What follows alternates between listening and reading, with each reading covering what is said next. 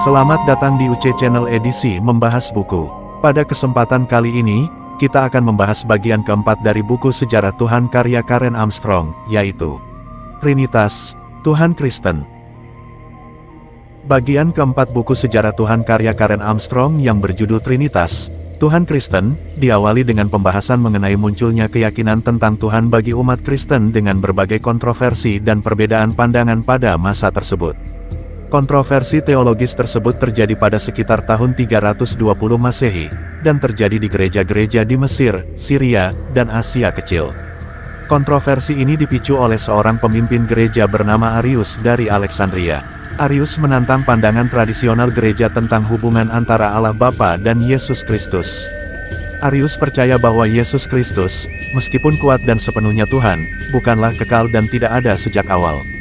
Dia berpendapat bahwa Yesus adalah makhluk ciptaan Allah Bapa, dan bahwa Yesus sendiri mengakui bahwa Bapa lebih agung daripada dirinya.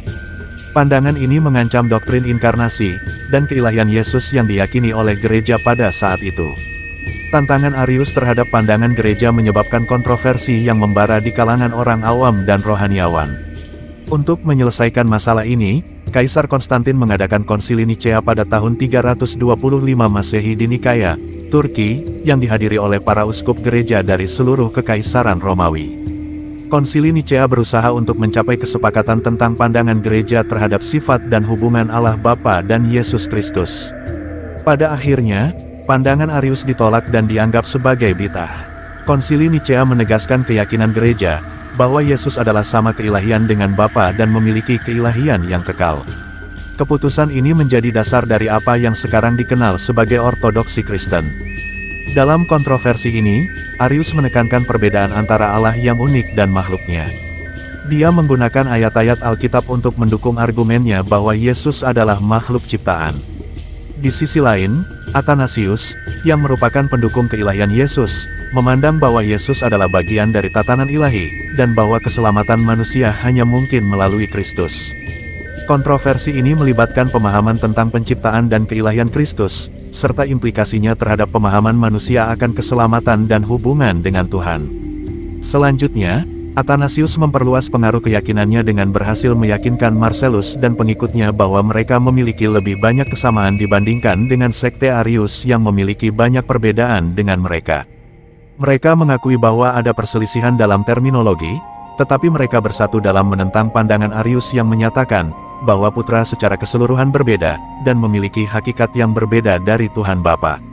Armstrong kemudian mengungkapkan tentang tiga teolog terkemuka dari Kapadokia yaitu, Basil, Gregory dari Nisa, dan Gregory dari Nazianzus, muncul dengan solusi yang memuaskan bagi gereja Ortodoks Timur terkait konsep Trinitas. Mereka mengakui pentingnya pengalaman keagamaan dalam memahami misteri ketuhanan dan menekankan perbedaan antara kebenaran faktual, dan aspek-aspek yang lebih dalam yang hanya bisa dipahami melalui pengalaman keagamaan. Kapadokian juga ingin mengembangkan ajaran tentang Roh Kudus, yang dirasakan belum cukup ditelaah di Konsili Nikaya. Mereka percaya bahwa Roh Kudus merupakan entitas yang unik, dan bukan sekadar sinonim dengan Bapa dan Anak. Dalam suratnya kepada Alabius, Gregory dari Nisa menguraikan doktrin Trinitas yang penting. Ia menjelaskan bahwa Trinitas tidak berarti bahwa Tuhan terbagi menjadi tiga bagian. Tuhan mengungkapkan dirinya secara penuh dalam masing-masing dari tiga manifestasinya, yaitu Bapa, Putra, dan Roh Kudus, ketika dia ingin menyatakan dirinya kepada dunia. Ketiga bagian ilahiyah ini saling berkaitan dan tidak terpisah dalam realitas suci. Kita tidak akan mengenal Bapa jika tidak ada wahyu melalui Putra, dan kita tidak akan mengenal Putra jika tidak ada Roh Kudus yang membuat kita mengenalnya. Ketiga bagian ini saling melingkupi dalam kesatuan yang tidak terpisahkan. Namun, pada akhirnya, Trinitas hanya bisa dipahami melalui pengalaman mistik atau spiritual. Trinitas harus dialami, bukan dipikirkan, karena Tuhan berada di luar jangkauan konsep manusia. Trinitas adalah paradigma imajinatif yang membungkam akal.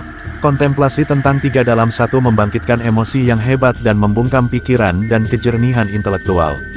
Bagi orang Kristen Ortodoks Yunani dan Rusia, kontemplasi tentang Trinitas merupakan pengalaman keagamaan yang penuh ilham. Namun, bagi kebanyakan orang Kristen Barat, Trinitas seringkali membingungkan. Hal ini mungkin disebabkan oleh perbedaan pendekatan terhadap konsep ini. Bagi orang Yunani, Trinitas merupakan kebenaran dogmatik yang hanya bisa dicerna secara intuitif dan melalui pengalaman keagamaan. Sedangkan bagi orang Barat, konsep Trinitas seringkali dipahami secara rasional dan terjebak dalam pemikiran logis. Gregory dari Nazianzus menjelaskan, bahwa memikirkan tentang yang satu akan mencerahkan kita tentang yang tiga, dan memikirkan salah satu dari yang tiga akan membawa kita kembali kepada yang satu. Kontemplasi tentang Trinitas menghasilkan emosi yang membungkam pikiran dan mengarahkan pada pengalaman mistik. Trinitas tidak boleh diinterpretasikan secara harfiah atau dipahami secara rasional. Ini bukanlah sebuah teori yang dapat dimasukkan ke dalam sistem pemikiran manusia. Trinitas melampaui kata-kata, konsep, dan daya analisis manusia. Dalam paradigma imajinatif ini, Trinitas harus dilihat sebagai sebuah puisi atau tarian teologis yang menghubungkan apa yang dipercayai dan diterima oleh manusia tentang Tuhan dengan kesadaran bahwa setiap pernyataan atau kerikma bersifat sementara. Pembahasan bagian 4 buku ini kemudian bergeser ke tahun 529 Masehi, di mana Kaisar Justinian menutup sekolah filsafat kuno di Athena, yang menandai akhir dari paganisme intelektual. Pemahaman yang dikatakan sebagai filsafat pagan kalah oleh agama Kristen. Namun, 4 tahun kemudian, muncul risalah mistik yang diatributkan kepada Denis dari Areopagus, seorang Kristen Yunani abad ke-6 yang ingin mempertahankan anonimitasnya. Namun, nama samaran Denis menjadi simbolis karena berhasil memadukan pandangan Neoplatonisme dengan Tuhan Alkitab.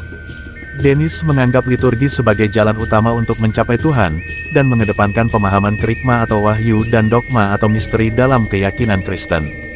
Ia mengajarkan bahwa kebenaran tentang Tuhan tidak bisa sepenuhnya diungkapkan oleh kata-kata atau logika. Keheningan dan penyerapan terji menjadi cara untuk mencapai kemanunggalan dengan Tuhan. Denis juga menolak penggunaan istilah Tuhan karena berbagai konotasi antropomorfis yang tidak tepat. Sebaliknya, ia menggambarkan Tuhan sebagai tiada, atau sebuah misteri yang melampaui wujud. Kemabukan oleh Tuhan adalah keadaan ketidaktahuan, dan pemahaman yang membawa manusia ke dalam kesatuan dengan Tuhan. Denis meyakini, bahwa setiap orang Kristen dapat mencapai kemabukan ini melalui metode doa atau teoria, yang mengubah kerikma menjadi dogma, dan memungkinkan kita untuk meraih kemanunggalan dengan Tuhan. Selanjutnya, ada perdebatan dalam sejarah agama tentang kemanusiaan dan keilahian Yesus. Beberapa tokoh seperti Arius, Nestorius, dan Eutyches ingin memisahkan kemanusiaan dan keilahian Yesus dalam tataran terpisah. Mereka berusaha menemukan solusi yang lebih rasional dalam pemahaman ini. Namun, dogma sebagai lawan dari kerikma tidak mesti terbatas pada apa yang bisa diungkapkan sepenuhnya dengan kata-kata, seperti puisi atau musik. Dalam agama Kristen, Yesus dipandang sebagai satu-satunya yang menggambarkan firman Tuhan yang pertama dan terakhir bagi umat manusia. Ini mencerminkan pandangan eksklusif tentang kebenaran agama di kalangan umat Kristen. Mereka percaya bahwa dengan menerima Yesus, wahyu-wahyu masa depan tidak lagi diperlukan. Bagian 4 dari buku Sejarah Tuhan karya Karen Armstrong ini, memberi kita pemahaman tentang bagaimana gagasan tentang Tuhan yang personal dan doktrin inkarnasi telah mempengaruhi berbagai agama dan keyakinan di dunia. Setiap agama memiliki pendekatan yang berbeda dalam memahami hubungan manusia dengan Tuhan. Sementara, beberapa tradisi menekankan personalitas Tuhan dan peribadatan personalistik, yang lain menekankan keberadaan Tuhan dalam kondisi manusia dan mencari kesatuan antara kemanusiaan dan keilahian. Itulah pembahasan singkat dari bagian 4, Trinitas, Tuhan Kristen, buku Sejarah Tuhan karya Karen Armstrong. Pembahasan dalam video ini merupakan ringkasan dari bagian 4 tersebut. Untuk mendapatkan gambaran yang utuh dan menyeluruh kami menyarankan untuk membaca bukunya langsung. Demikian video kali ini. Mohon maaf atas segala kekurangan.